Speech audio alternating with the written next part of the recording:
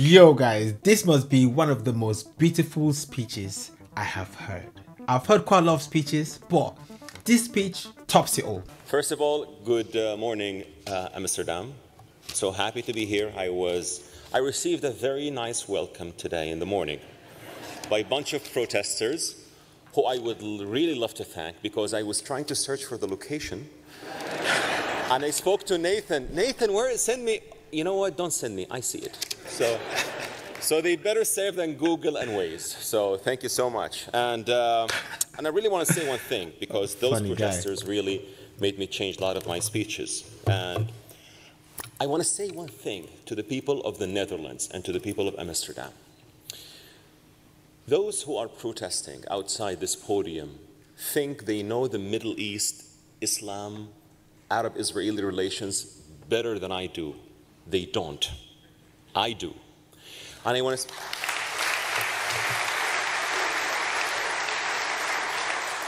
And by the way, I'm not against any protest. But if they are trying to intimidate an Arab Muslim who was indoctrinated with hate, defeated that hate with knowledge, facts, and the truth, good luck. They can't. They can intimidate, as I saw many of them in American campuses. They can intimidate the white American Gen Zs. They can intimidate the white Dutch who don't really know much about the Middle East, but they cannot intimidate an Arab and a Muslim who knows the Middle East so well and who believes in peace with Israel and who believes in the rights of the Palestinians, not Hamas, to live in dignity. When they shouted, "Free Palestine," I looked at them and I say, I agree with you. Free Palestine from Hamas. The amount of balls it takes for him to say this. All these words coming from an Arab Muslim. And I really want to say also that I met so many politicians in Europe, in America, in Canada, who asked me, "Loay, what is wrong with, what do you think we are doing wrong?" I told them, I'll be so blunt with you. You know what you're doing wrong? You are giving the liberal freedom to those who misuse it. You are giving the liberal freedom to those who misbehave, and they use the liberal freedom as a ladder to climb. As soon as they reach wherever they want to reach, they will throw the ladder away and they will change your societies. Trust me, those protesters, if they hop on a plane tomorrow to Dubai or Abu Dhabi, they will behave. I promise you, they will.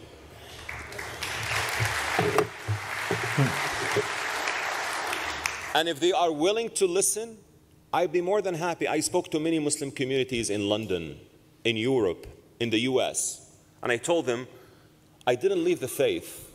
I'm a Muslim, I'm an Arab, and I believe in peace with Israel, and these are my reasons. But make no mistake, one day I was in your shoes. I was on the other side of the river. I know exactly how it looked like. And I said, thank you, I'm not going back.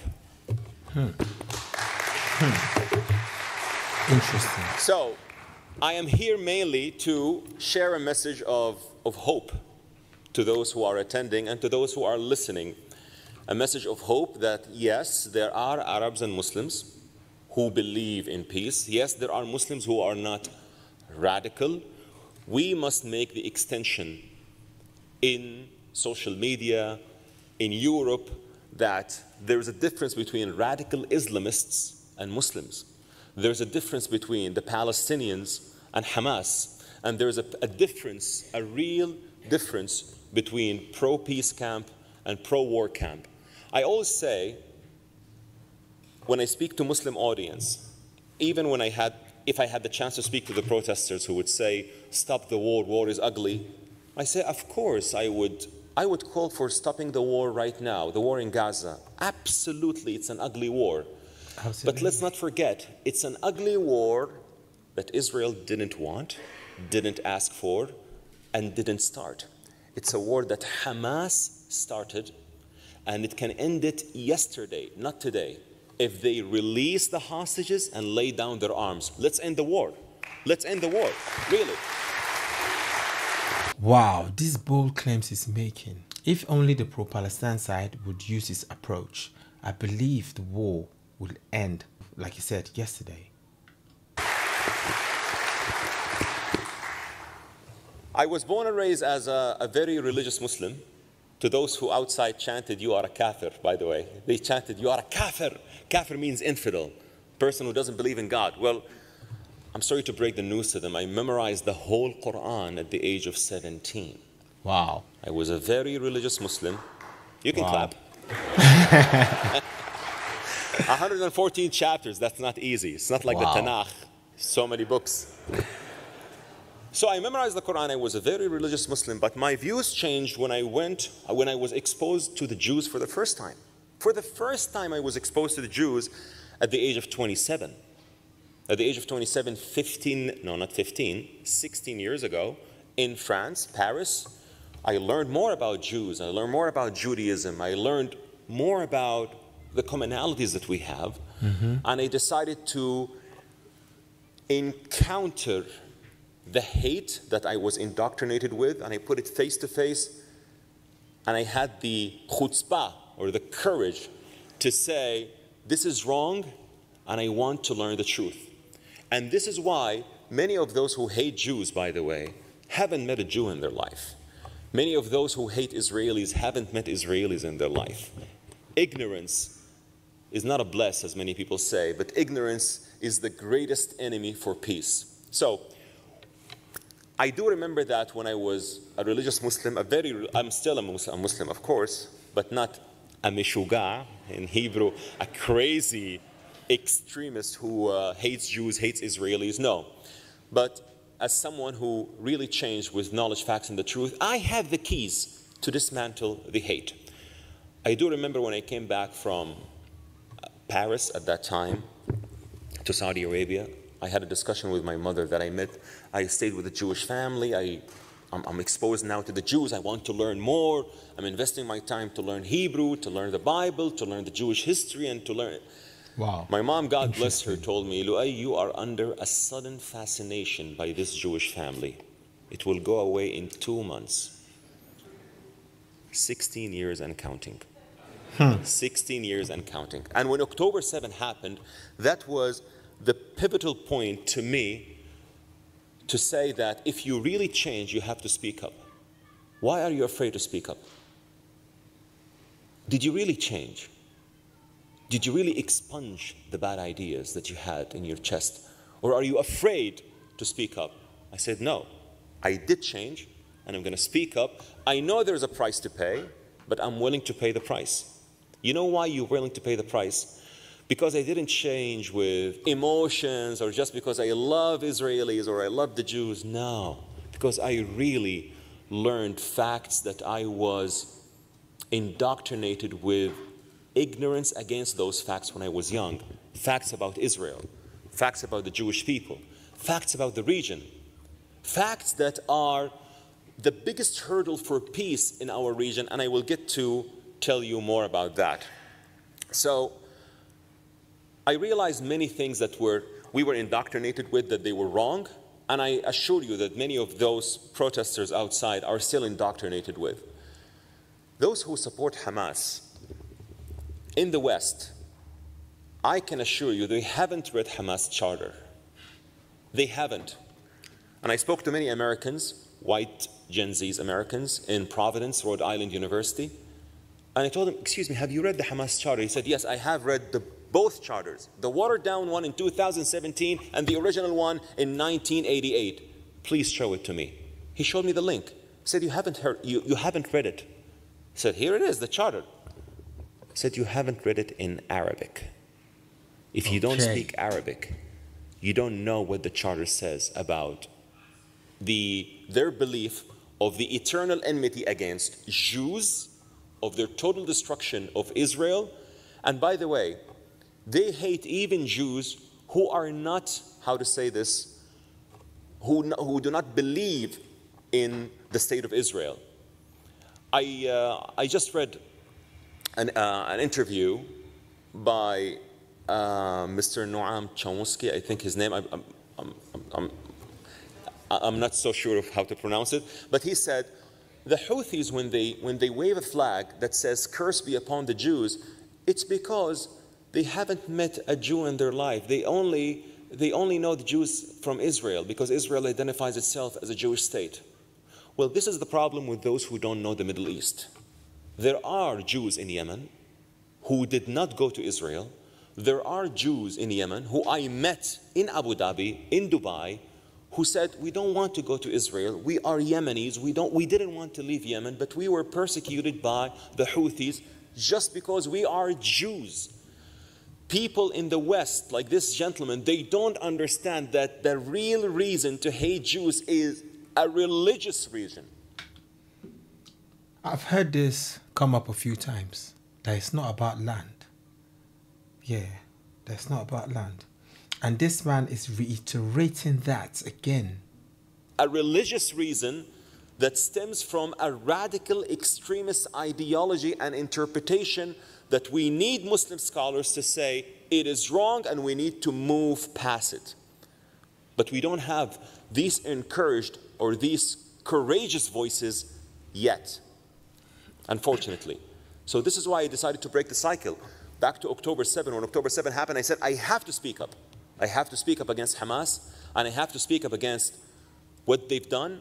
Because Hamas on October 7th, they did not break into Israel to kidnap 3 or 4 soldiers and release 400 Palestinian soldiers as they did in 2011 with Gilad Shalit deal. No, they went to a music festival. They killed Israelis who celebrated life. They went to kibbutzim, the settlements in the south. I went to Be'eri and I saw the horrors of what Hamas terrorists did. So when those in the West say, let's stop this ugly war, I would say absolutely. But this war cannot stop if Hamas's evil is not removed.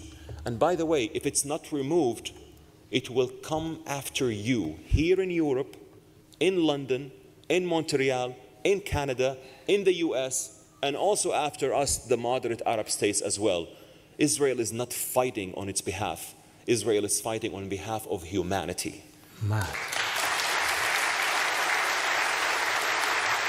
That's crazy, man. But why did October 7 really happen? It happened because there was a shift for peace in the region. The Abraham Accords, the peace agreement that I defend with all my soul, with my heart, with my mind, because I've seen how it was built from the grounds up. The peace agreement between Israel and 4 Arab states, the UAE, United Arab Emirates, where I come from, Bahrain, Morocco, and hopefully Sudan on and off because of the troubles that were made in Sudan. And I saw the benefits of the Abraham Accords. You know what distinguishes the Abraham Accords from other peace agreements, like the peace agreement with Egypt, with Jordan? That they were really security agreements. They were ceasefire agreements, only government to government level, even though I applaud my favorite hero of peace, the Egyptian President Anwar Sadat. I believe he was so sincere in making peace with Israel, people to people. Sadat deserves to be honored as a true hero of peace. But the Abraham Accords were people to people, and I saw the fruits of that. You know what I saw the fruits of it? When I see my Saudi relatives, my Saudi cousins, they call me, they say, Loay, I want to tell you one thing. I'm going to Dubai this Friday. I'm going to have a Shabbat dinner with a Jewish Israeli family. Because of your videos, I am so open to have more Jewish friends. It's making an impact. And by the way, one of my cousins, Fahad, recorded himself saying this and he published it. I said, Fahad, please do not. I tell you why. Because you need to have great courage to stand against the hate of the comments of everything. He said, Loay, I'm past that. I also defeated hate. I thought I was the only one who defeated hate in the Middle East. Seems that I'm not the only one. There are many. There is another Loay, who is a Swedish Yemeni. There is Rawan Usman. There are other peace activists, Amjad Taha from the UAE. There are so many courageous voices. We are a growing minority, but we are getting there. We put our heads above the parapet, but we are getting there. This is why I intentionally wore my traditional clothes today because I wanted to tell you this is the traditional Arab clothes that I'm so proud of. I'm so proud of being an Arab, so proud also of being a Muslim. But we are the voices of peace. We are not the majority. I can agree with that. But we are getting there. Many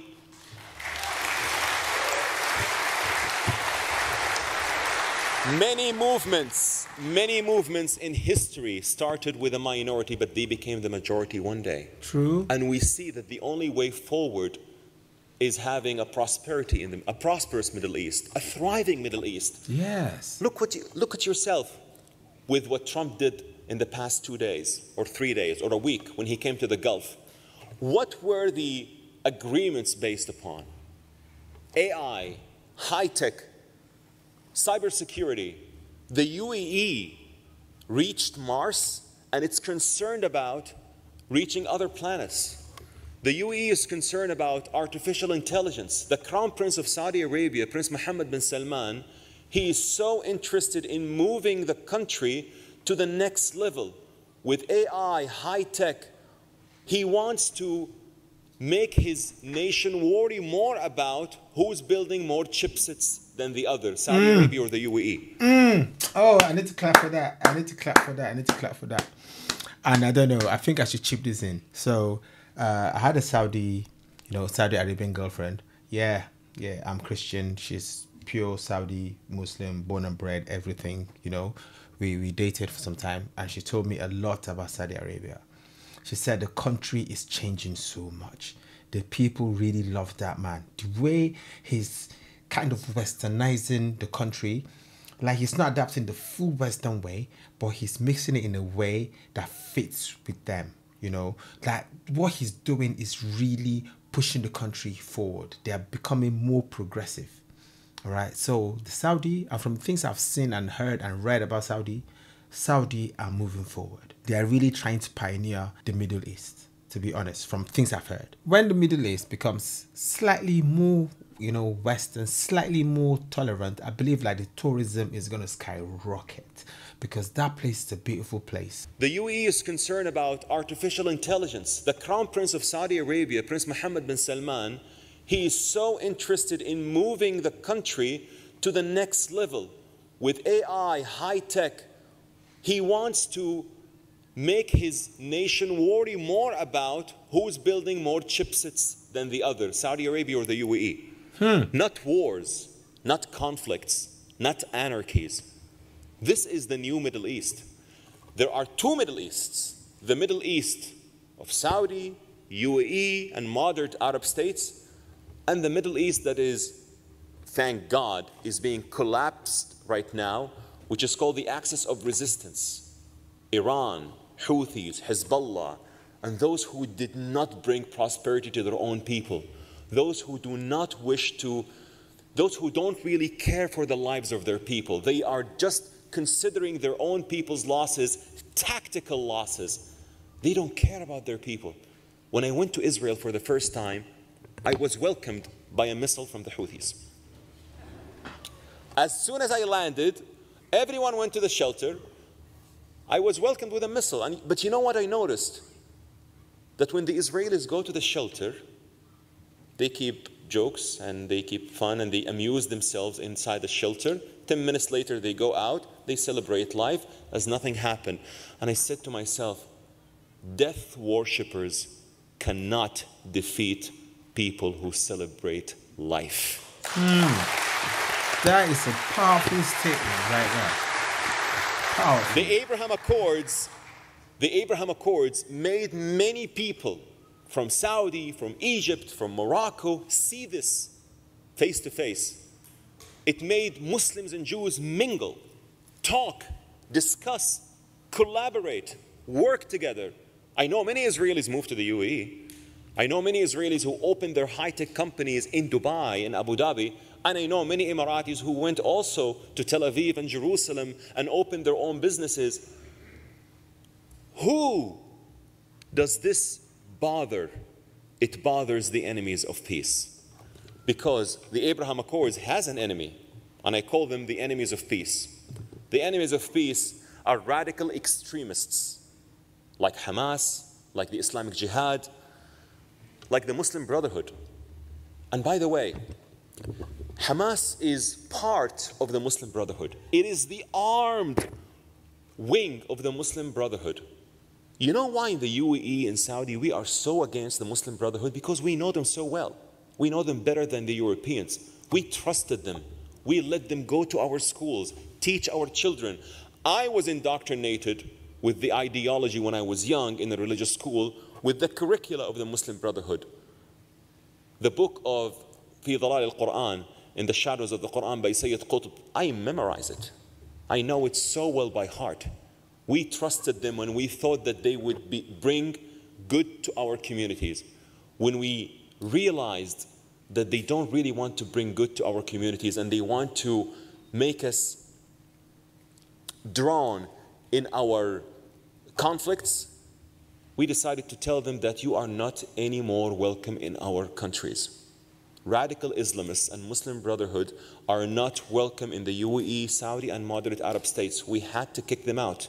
But guess what? Where'd they go? Amsterdam, London, Birmingham, Toronto, Montreal, Michigan, New York.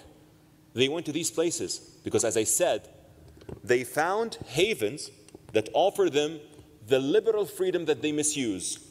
The liberal freedom that they misuse, and they will one day flip against you, I promise you. This is why you need to listen to the voices from the Middle East, those who know. And we know what works best for our region, and we know what works best for your region, and we know exactly that Muslim Brotherhood is a lethal danger to the Middle East and to Europe.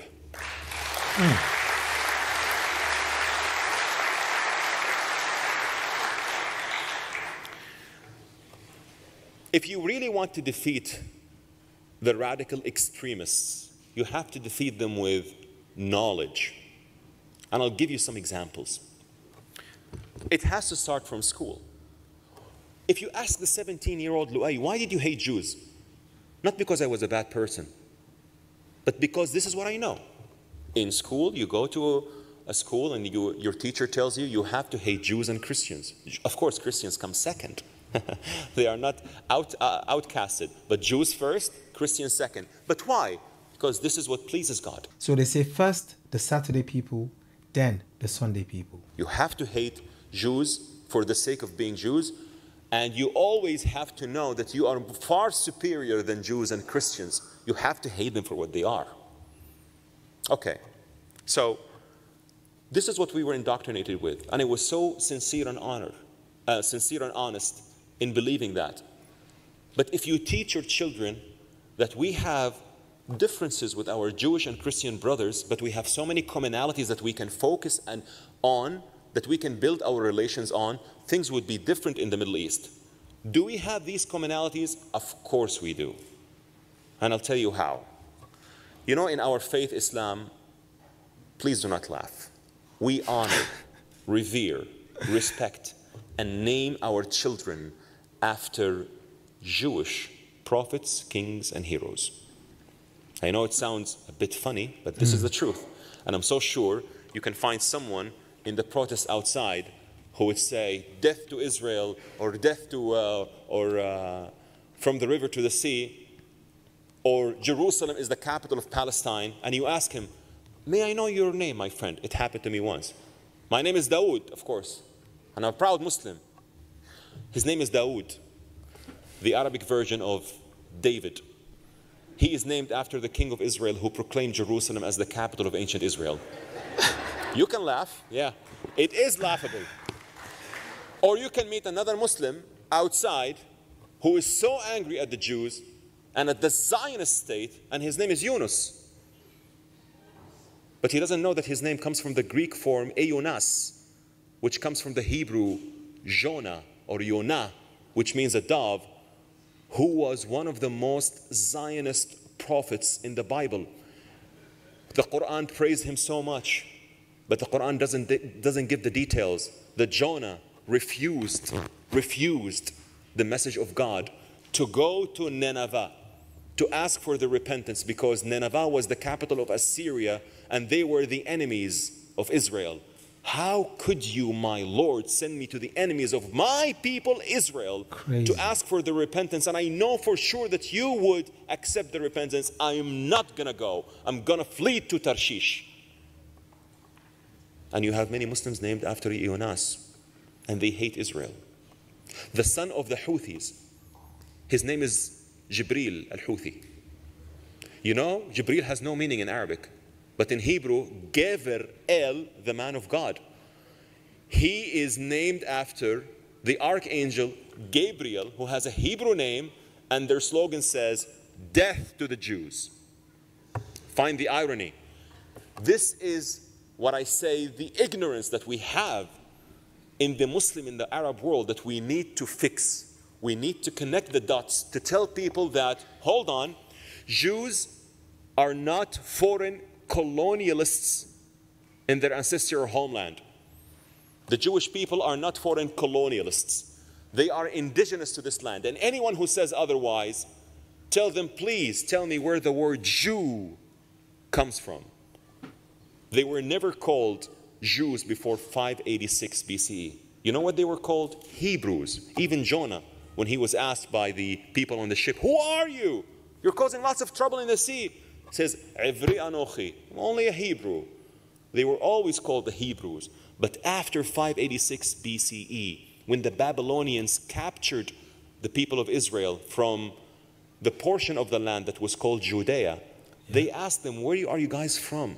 They said, we come from Judea. We are the Jews.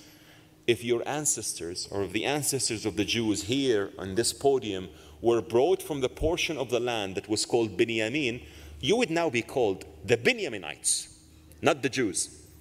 So understanding history is so important to those who say that Israel or the Jewish people are foreign entities in our region.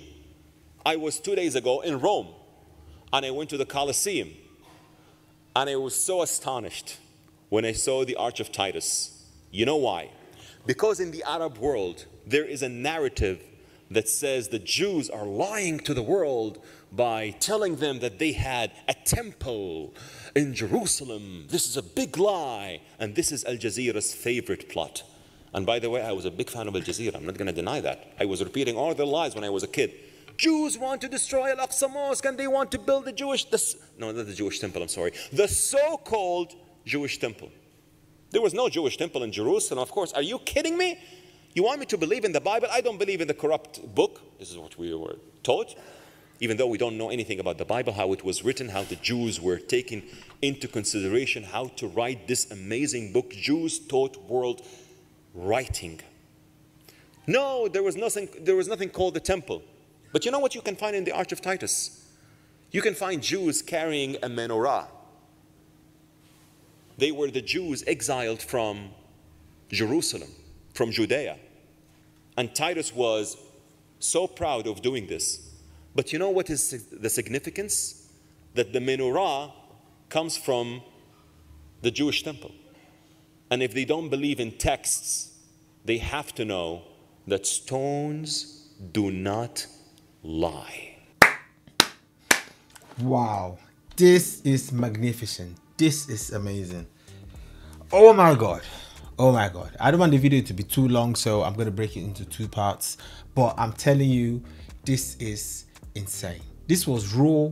This was honest. This was unfiltered. We need more voices like this that speak hope, peace to this world, to this, should I call it dying world? Because it's like love is dying in this world. But we need people that can light up that fire of love for humanity that will bring peace and brotherhood to all of us together.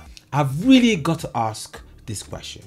Why is it that we don't hear things like this on the mainstream media? How come information like this is not widespread for people to hear and know? At least give us balanced information so we can hear, filter and choose what we want, rather than feeding us only one type of information. Feed it all to us and we decide for ourselves. Make it available, but no, it is not. It is hidden. For you to find things like this, it's either you have to find it, search for it, or someone has to send it to you. I was sent this, so I want to say thank you very much for sending this to my Discord, because you guys have been the one helping, getting me more enlightened. I've searched and researched and checked out a few stuff on my own. I've been checking history and learning from history, but hearing speeches like this, it does a whole lot of good. So guys, let me know in the comment section. Did Loay just say things that no one dares to say? Or are we still afraid of the truth if it doesn't fit the narrative? It's me, your boy Shady, the one and only. I hope you enjoyed this video, guys. I'm going to catch you on the next part, coming soon. Peace.